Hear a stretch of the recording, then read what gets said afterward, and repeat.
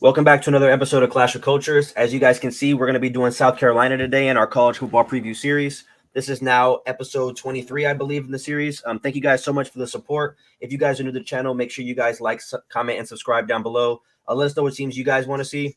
Again, we're almost at 500 subscribers, so thank you so much for the love. Those of you guys who are returning back to watch more videos after you saw your favorite teams, thank you so much. We appreciate the support. But without further ado, let's talk about the South Carolina Gamecocks, a bad team in South Carolina. How do you feel about South Carolina, and what do you think they're going to be doing this year?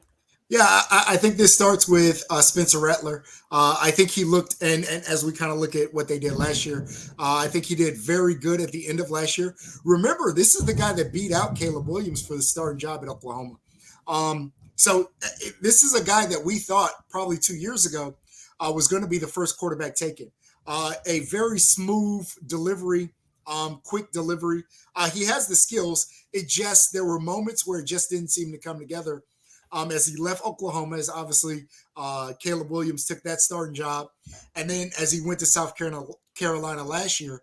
But it looked like by the end of the year, things were starting to come together a little bit. They were starting to look a little better. If you remember, this is the team that when Tennessee was kind of the talk of college football, really kind of stomped a mud hole in it in them. And really finished the season on a super high. So as you kind of see here, beat Tennessee and beat Clemson, both teams that needed that win. That was not a throwaway game for either one of those teams. Both of those teams at that time were in college football contention. In fact, both teams probably would have made the playoff if they had beat South Carolina. South Carolina was able to beat both of them. And Spencer Rattler was a big part of that. Like I said, played much better later in the season, and even that Notre Dame game was highly competitive. So if they can keep that positive momentum going, and again, we'll talk about projections and things like that. But if Spencer Rattler specifically can continue to build on what we thought was top pick talent 2 years ago, if he continue to put that together, again, they're playing in the SEC, so I'm not gonna project them to take the SEC, but I think they can be improved, especially when you look at the projection of 6-6. I think they can be better than that 6-6. Okay, so as you guys can see with my background, I am a Clemson fan. I'm going to do my best to stay unbiased, but at the end of the day, the bias may come out. Now, I will say this: Spencer Rattler. I mean, like you said, he started really slow last year with his first season at South Carolina, but he finished strong. Tennessee game, over 400 yards, 6 touchdowns, no picks against a Tennessee team that I believe was 10-1 at that point. And they were in the top. I mean, they were number 5. So if they would have won out, they probably would have got in with how it played out. Then he went against Clemson, 350 yards, 2 touchdowns, 2 picks, a touchdown on the ground. Beat us, obviously, in our home stadium. So that was a huge win for him. And then as you guys see the thumbnail, I'm pretty sure he's smoking the Clemson pack on the cigar. So as you guys see that, we decided to use that for the thumbnail. And then Notre Dame, like you said, that game was competitive, and he had another 250, 2 touchdowns, and 1 pick in that game. So, I mean, I would say to end the season in his last, 3 games, he was probably the hottest quarterback in college football. They were 100% the hottest team in college football. I mean, beating 2 top 10 teams and then losing to a top 20 team in the Gator Bowl. I mean, that's all you have to really have to see for a team that was really down the entire year. With their 6-4 going into week 10. So it's not like they were, a team that was favored to win these games, or I'm pretty sure they were massive underdogs to Tennessee and Clemson. And they beat Tennessee handedly. If those of you guys who watched that game, it was not close the entire game. I think Hendon Hooker got hurt in that game, didn't he? He did. Okay, yeah, that's when he tore his ACL. So that's kind of when the Milton show started and stuff like that. But kind of moving on to the next slide, we'll talk about their key losses, additions, transfers, returners, and recruiting class. So I think what they lost is going to be huge. They lost a lot on both sides of the ball. Obviously, Cam Smith, he was a second-round pick. They lost Jordan Birch, transfer, I believe, to Oregon, Jaheim Bell to Florida State, Gilbert Edmond to Florida State, Marshawn Lloyd to USC, Zach Pickens, I believe, went to the draft. And I want to say Darius Rush went to the draft as well. And I'm pretty sure Cam Smith was all SEC. They lost Marcellus Dial as well. I forgot to put him on here, but Marcellus Dial, I have him as a return. Oh no, he's returning. He's second team All SEC. So both of those guys were second team All SEC corners. They lost one, brought one back. Obviously Spencer Rattler's coming back. I expect him to have a better year. Antoine Wells had a good year in the SEC. I think he was first team All SEC wide receiver.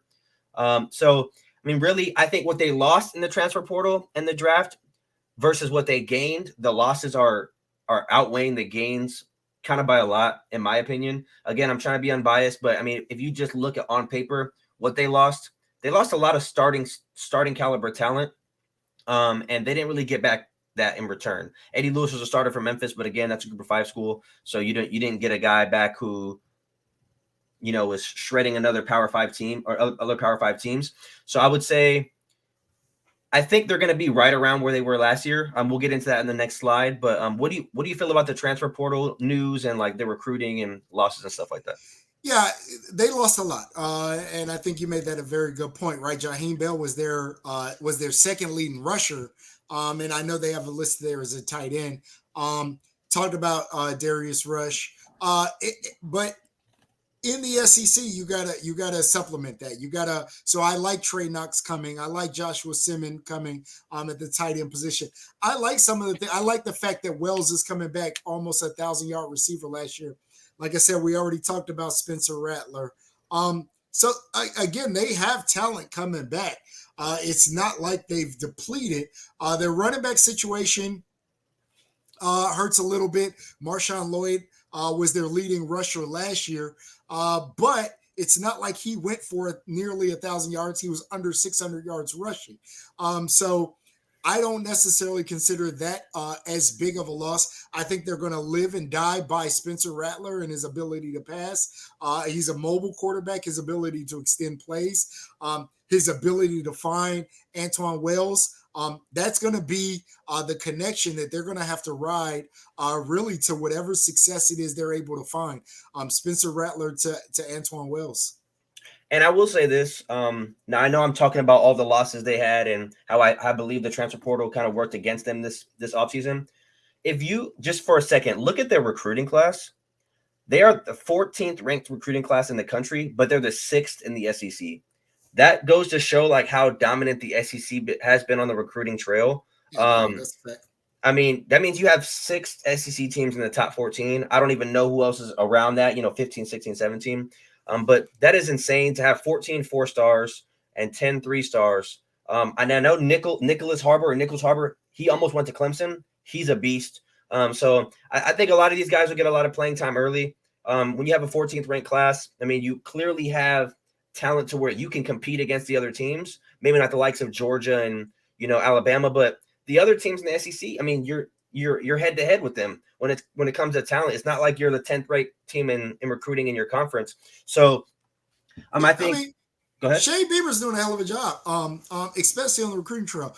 Remember, this is the son of Frank Beamer. He's the son of a coach, so he knows all about college football. The ability for South Carolina, who really, let's be honest, hasn't had great success in a while. I can't remember the last time South Carolina was in the national championship picture.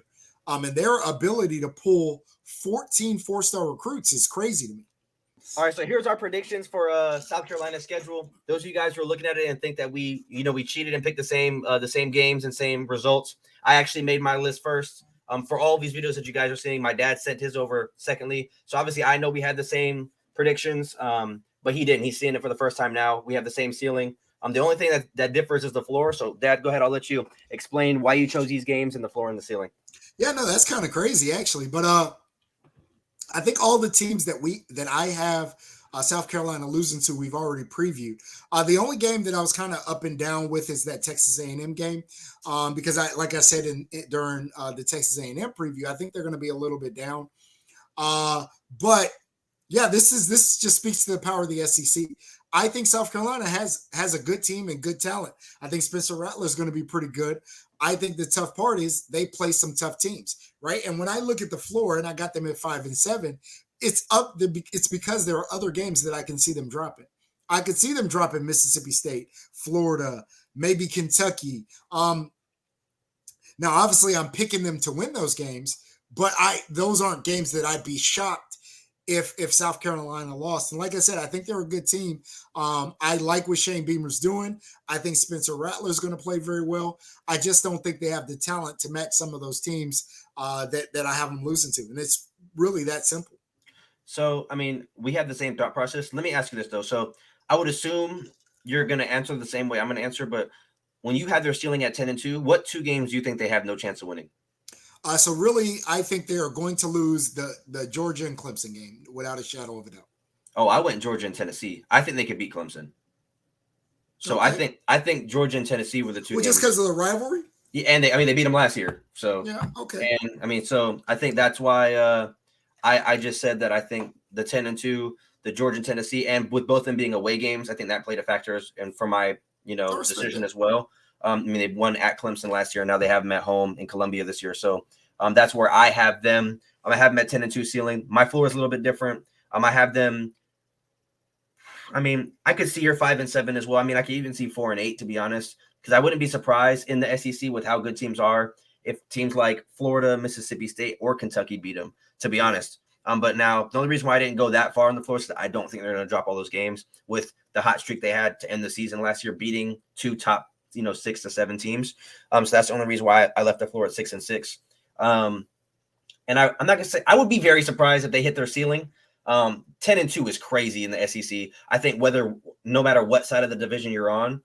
So I think being 10-2, that would mean that they would have beaten one of the Georgia, Tennessee, or Clemson games, which I don't have them projected to do, which would be pretty remarkable to me. And they would be a 10-2 team would be top 12 or so in the final rankings. And Yeah, I don't see that. So I have them at 7-5. No Clemson bias associated with that. Well, you have them losing to Clemson, so there's a little bit of bias. Yeah, but then again, you got them losing to Clemson, and you're not a Clemson fan. No, So I mean, I think Clemson's a better team. I mean, now, I thought Clemson was a better team last year. Now, if I was Jacksonville State and I said they was going to lose to Jacksonville State, then we got There'll that be a little bit discussion. of bias. Huh? But I would say that Clemson's going to be the favorite heading into that game.